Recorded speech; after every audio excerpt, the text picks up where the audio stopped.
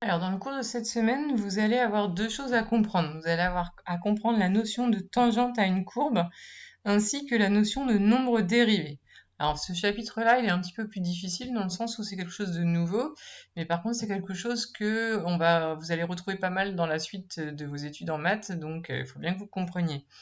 Alors, donc tout d'abord, on vous pose, alors là on va pas tout de suite s'attacher au graphique que vous avez là. On considère une fonction, on a la courbe de la fonction et on a un point A sur cette courbe.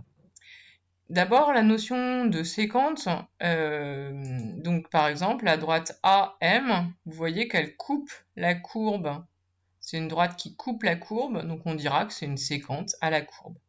Bon, alors, ce qui va nous intéresser, nous, c'est la notion tout d'abord de tangente. Alors, c'est quoi une notion de tangente? Alors, si vous avez la courbe donc d'une fonction, là je vous mets sur GeoGebra, vous avez donc un point sur votre courbe, et vous avez un deuxième point sur la courbe. Du coup, en rouge, je vous ai tracé une séquence. Donc, puisque la droite AM coupe la courbe, donc c'est une séquence. On va faire rapprocher le point M du point A, et en fait, on va regarder ce que va devenir cette fameuse droite rouge. Donc, vous voyez que lorsqu'on rapproche le point M, alors le point M il reste sur la courbe, mais il se rapproche de plus en plus du point A, et bien la droite, elle va être de plus en plus proche. Alors là, elle disparaît forcément puisque le point M, s'il est au niveau du point A, bien la droite AM, on ne peut pas la tracer puisque il n'y a plus qu'un point. Mais si le point M est très très proche du point A, eh bien la fameuse séquence, finalement, on voit même plus qu'elle va se rapprocher d'une position limite. Alors, je ne vois plus, j'y arrive plus, excusez-moi, j'ai fait des bêtises. Voilà, on recommence. Donc je fais déplacer mon point M plus en plus proche du point A, et on voit que cette droite rouge, elle va se rapprocher d'une droite qui va frôler notre courbe. Vous voyez la droite rouge, là, elle frôle la courbe au niveau du point A. Et bien cette position limite de séquence, là, au niveau du point A, cette droite qui frôle notre courbe juste au niveau du point A, en fait il y a juste un point de contact au niveau du point A, eh bien on dira que c'est la tangente à la courbe au niveau du point A. Voilà. Donc ça, c'est la notion de tangente. Donc la notion de tangente, si on vous demande quelle est la tangente à la courbe de F au niveau du point A, eh bien c'est la droite qui va se rapprocher, qui va frôler la courbe, qui va avoir comme point de contact le point A avec notre courbe. Donc maintenant, si nous reprenons notre cours, c'est la première chose à savoir. Donc vous voyez ici, si je reprends le schéma du cours, vous avez votre courbe, votre point A, et donc la tangente en A, c'est cette droite-là. Voilà. Alors là, on va introduire le fameux nombre dérivé. Alors le nombre dérivé, la première fois qu'on voit ça, on trouve ça un peu compliqué.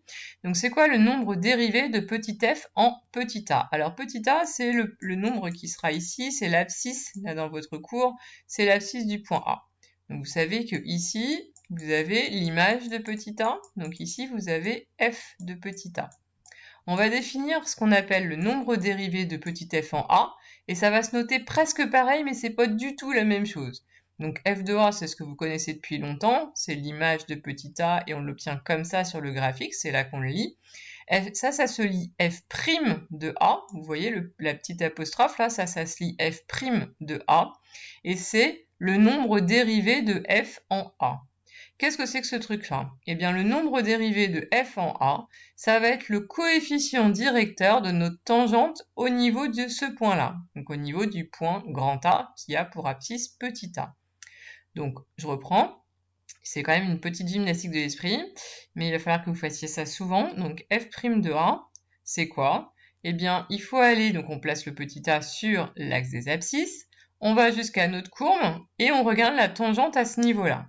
Ici, elle est là, la tangente. Et qu'est-ce qu'on va faire? Eh bien, on va aller chercher le coefficient directeur de cette droite-là.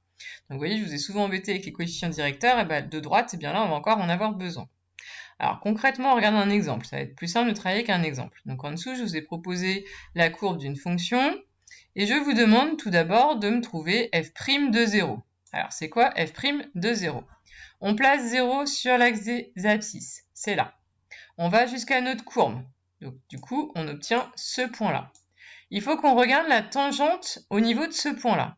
La tangente au niveau de ce point-là, c'est donc la droite qui va frôler la courbe au niveau de ce point-là. Eh bien, c'est la droite qui s'appelle D2. Donc, pour f' de 0, on va regarder le coefficient directeur de cette droite-là. Et on ne regarde plus rien d'autre. Donc, f' de 0, c'est le coefficient directeur de cette droite-là. Donc, c'est 0, puisque la droite, elle est parallèle à l'axe des abscisses. Maintenant, f' de 1. Alors, f' de 1, nous plaçons 1 sur l'axe des abscisses. On est là. On va jusqu'à notre courbe. On arrive ici. Il va falloir aller chercher la tangente au niveau de ce point-là. Eh bien, la tangente, c'est cette droite-là. En fait, elle sera toujours tracée, votre tangente, sauf cas particulier. Lorsqu'on vous demandera de lire graphiquement un nombre dérivé, la plupart du temps, les tangentes, elles seront tracées. Enfin, la tangente correspondante sera tracée. Donc, f' de 1, je reprends, on prend 1 sur l'axe des abscisses, on va jusqu'à notre courbe, donc c'est ce point-là. On cherche la tangente au niveau de ce point-là, c'est cette droite-là, qui s'appelle D3. Donc, f' de 1, c'est le coefficient directeur de D3.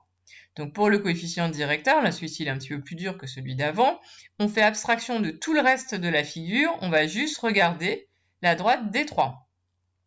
Donc, on regarde la droite D3 et on va prendre, vous vous souvenez, coefficient directeur, on a besoin de prendre 2 points de notre droite. Donc, par exemple, je vais prendre celui-ci. J'ai bien dit 2 points de la droite, pas des points de la courbe.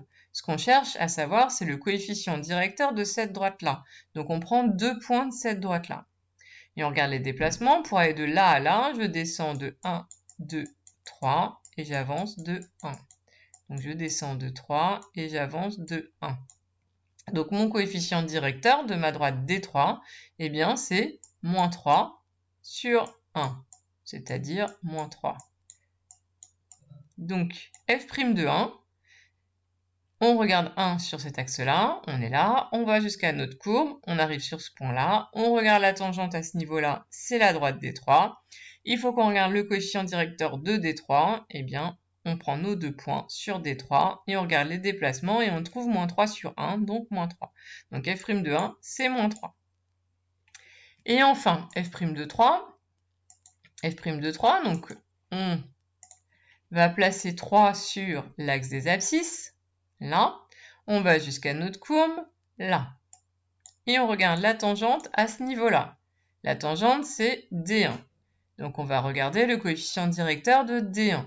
Donc il faut qu'on trouve 2 points de la droite D1. Donc un autre point qui tombe juste, par exemple, on peut prendre celui-ci. Je crois qu'il n'y en a pas beaucoup d'autres qui tombent juste d'ailleurs. Et on regarde les déplacements pour aller de là vers là. Eh bien, je monte de 1, 2, 3, 4, 5, 6, 7, 8, 9. Je monte de 9 et j'avance de 1 sur l'axe des X. Donc du coup, le coefficient directeur de ma droite D3, c'est je monte de 9 et sur l'axe D en déplacement, donc en déplacement vertical, je monte de 9 et en déplacement horizontal, j'avance de 1. Donc le coefficient directeur de la droite D1, c'est 9 sur 1, c'est-à-dire 9. Ça veut donc dire que f' de 3, c'est 9, puisque f' de 3, c'est le coefficient directeur de la tangente à la courbe au niveau du point 3, c'est-à-dire, enfin au point d'abscisse 3, pardon, c'est-à-dire le coefficient directeur de D1. Et donc avec nos déplacements, nous avons trouvé 9. Donc f' de 3, eh bien c'est 9. Voilà. Donc c'est un petit peu compliqué de trouver des f', donc des nombres dérivés. Il y a toute une gymnastique à chaque fois à faire. Enfin, il y a pas mal d'étapes. D'abord, on place le nombre qui nous intéresse sur l'axe des x. Ensuite, on va jusqu'à la courbe. Ensuite, on regarde la tangente. Et enfin, on regarde le coefficient directeur de la fameuse tangente en prenant 2 points. Voilà, donc c'est plutôt long, mais finalement, c'est tout le temps pareil.